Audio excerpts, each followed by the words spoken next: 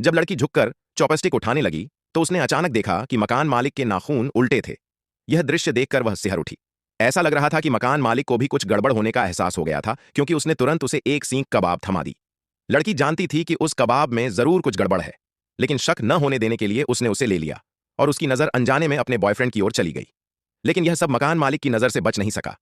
जब लड़की घबराहट में थी, तभी साफ आसमान अचानक काले बादलों से ढक गया। बारिश होने वाली थी, इसलिए सबने जल्दबाजी में सामान समेटा और घर लौटने लगे।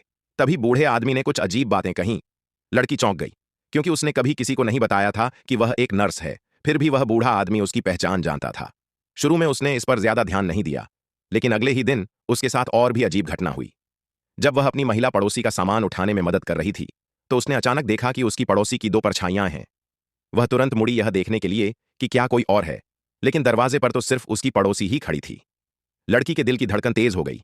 उसने एक बहाना बनाया और वहां से जल्दी निकल गई। उसने तुरंत अपने बॉयफ्रेंड को सारी बातें बताईं, लेकिन बॉयफ्रेंड ने कहा कि यह सामान्य बात है। जब दो रोशनी होती हैं तो दो परछाइयां बनती हैं। लेकिन लड़की को साफ याद था कि उस समय कमरे में कोई लाइट नहीं जल रही थी, न ही कोई दूसरी रोशनी थी, सिर्फ खिड़की से आती धूप थी। अपनी शंका मिटाने के लिए लड़की ने रात में अपनी पड़ोसी के घर जाने का फैसला किया। उसने फूलदान देने के बहाने दरवाजा खटखटाया।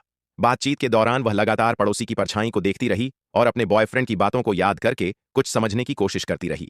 लेकिन तभी कमरे की लाइट अचानक बुझ गई